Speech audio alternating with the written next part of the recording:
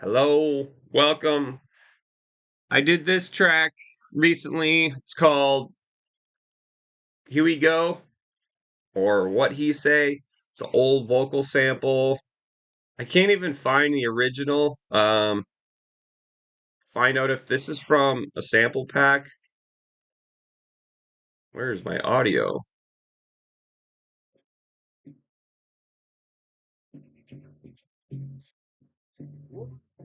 There it is.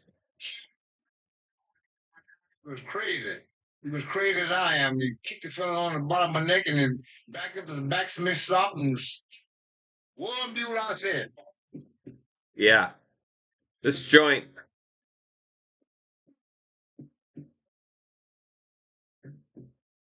Out now. You can download this on my Patreon.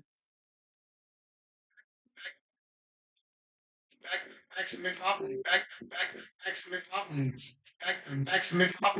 Ignore the little crackles. I think running OBS and my DAW with all the plugins right now is not too friendly on my CPU, so that might be why. Hearing some crackles. Hopefully the audio is good. This is my second take recording this. I had my box a little bit too big, and I recorded a whole 10-minute video talking about the whole process on this, and then I watched it back, and I'm like, well, the box of my webcam was covering half of my plugins. So this is take two. Let's roll. Um, so I was referencing a video on Olfia was talking about his mastering chain and how he gets a song club ready to play in the clubs, and it was something I really liked because I'm a big believer in having a quality mix down, creating space, time, and using your EQ, gain staging, volume, all of that to have the right fit for all the elements of your track. Um, and then on the mastering chain, he's really only using three plugins. So the three plugins I used on here, uh, in the middle we have the Universal Audio 1176. This is a legendary hardware piece that you can get as a plugin. And right now on Plugin Boutique, this bad boy is free and probably normally is 30 to 40 bucks. If you want to spend the money, you can grab a whole pack of the Universal Audio plugins. They are very, very good. This is the first one I've grabbed by them. Um, Previous to that on the chain, we're going to dive into these are brand new to me, so I don't have a ton of information about these Air plugins, but I have the whole pack.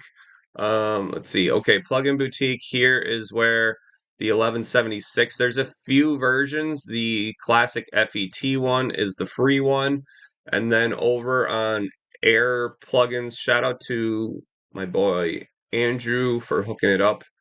I'm demoing a bunch of new plugins that I'll talk about over time, but in this big pack I think there's like 40 plugins.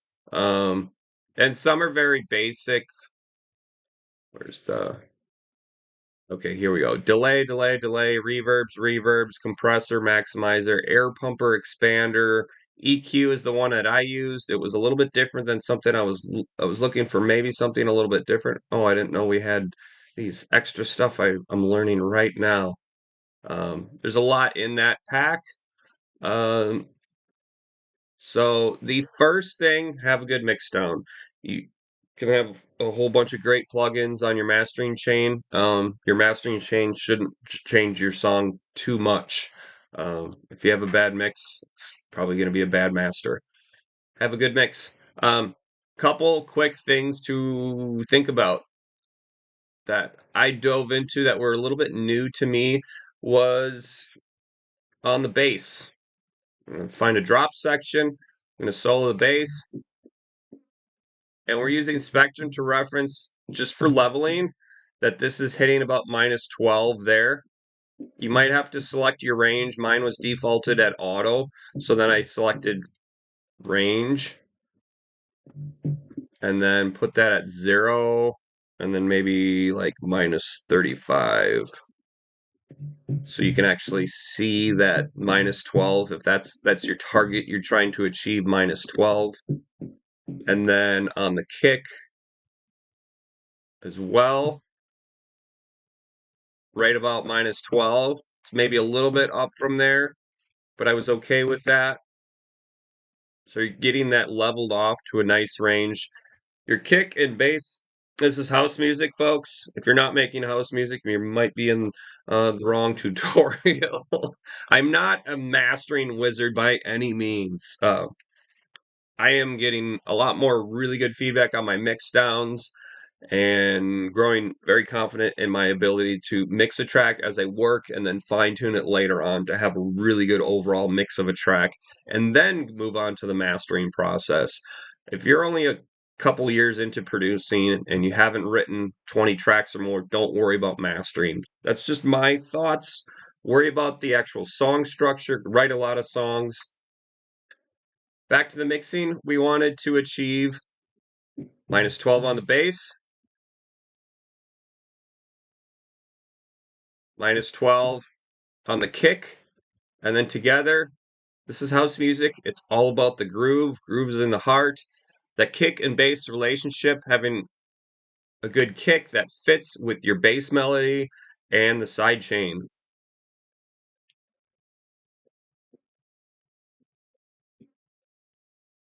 So I got that where I wanted, and then I had the overall song mix down, and then I made some small adjustments to make sure my kick and my bass were hitting that -12.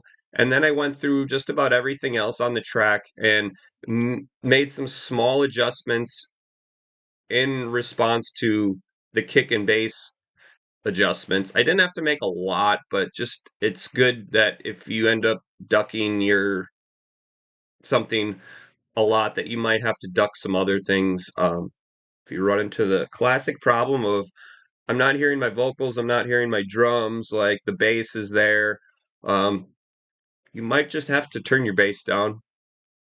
It's it's easier to fix things, I think, by turning elements down versus trying to turn everything else up and make it a whole lot messy. So we have our track mixed. We have the kick and bass sitting well at -12. I just have a flat EQ. I like to use that for reference. Back, back, excellent, back, excellent. That is just there for flat reference. Let me turn the chain off. We'll leave the spectrum on for reference.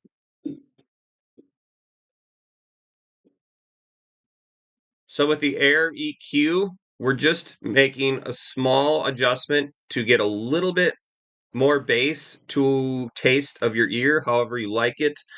Um, maybe you don't want to add any, or maybe you want to emphasize it a couple dB. So I dialed in the frequency. I think it sits defaulted at 200 hertz, and then the gain is at 0. So I played with it and decided I liked it at 160 and added about 2.3 dB on the bass. So without, turn that on. So there, I did nothing to the mid, and then on the highs, I added just a little bit, 1.6 dB on the high gain, and the frequency was around 1.36. Nothing on the mid. Um, in my thoughts, it kind of gives it the smile effect. Um, if you think about the EQ and you don't know it's kind of a classic disco idea of you're enhancing the bass frequencies over here and then the high, and you've created kind of a dip. I'm loosely just doing this, and it's the smile EQ that is quite classic with disco records back in the day to everything now. A lot of people may use that kind of an idea, and by using the air EQ, I'm kind of achieving that a little bit in my own way. Moving ahead, the legendary Universal Audio 1176. This is new to me. Free plugin on Plugin Boutique. I grabbed it right there. Oxford Inflator's another one. Oxford Inflator is not free, but well worth the money. I think it's still on sale, like 30 bucks. Adds a lot of color, harmonics, and loudness, but just like not a lot, but a little bit without getting into the red line at all. Like I like it a lot. It just kind of sauces things up. Highly recommended by a lot of us. So our EQ is on, and then the compressor, we wanted to play with the input to get to about minus 3 dB. And then you would be adjusting your output.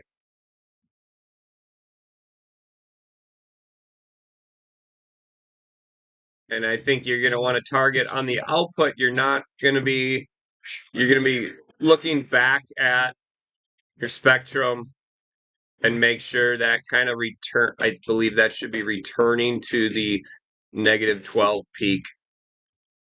Yeah. So give that output some adjustment so that returns to that negative 12, maybe negative 11.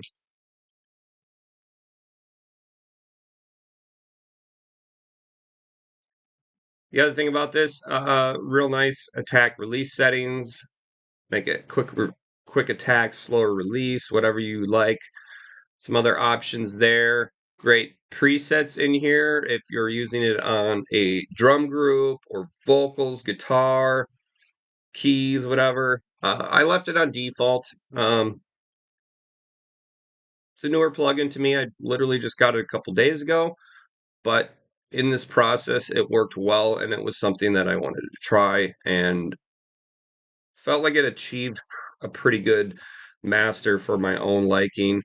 The final stage was air limiter. I really was hoping to use Pro L, but I don't have Pro L and didn't quite want to just spend the money.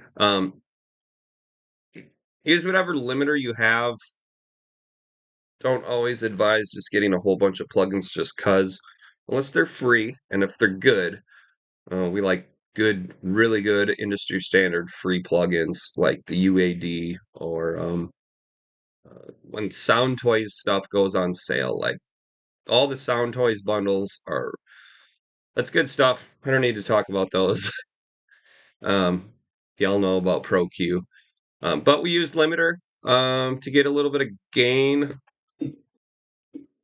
on the final version. Really just wrapping up that track. It's a little bit peaking at -6 there on Spectrum. Oh, here we go. And this is all in I had everything grouped in here. Down here on my master, I could probably put that chain down here. I did not. Don't ask why. Maybe the next track I'll try that out. See if there's any difference. I don't foresee that happening. Really, the only thing we used is here's that Oxford inflator. Typically drive that up.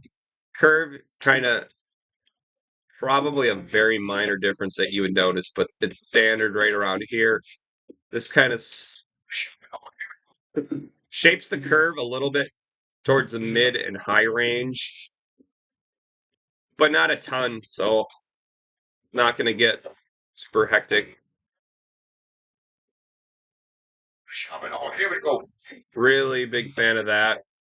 Mini meters. Y'all should know mini meters by now.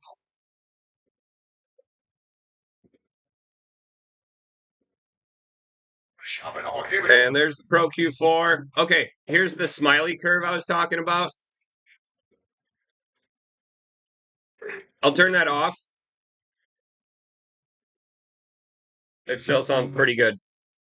Oh, here we I'll wrap this up. If you don't have Pro Q4, don't worry. Don't need it. I literally didn't use any Pro Q3 or 4. I literally just gotten back in November when the Black Friday sale went on. Didn't use that. Here's what you have. Stock plugins are great. You can take the regular EQ and do something like that. It's free. It's really good to also learn the stock plugins that you have.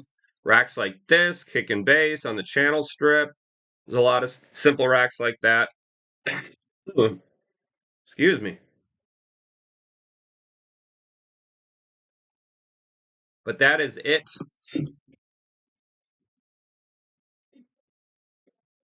Thanks for tuning in, gang. Let me know what you think in the comments. If there's something you want me to cover or dive into, any questions, drop some feedback. Thanks for watching.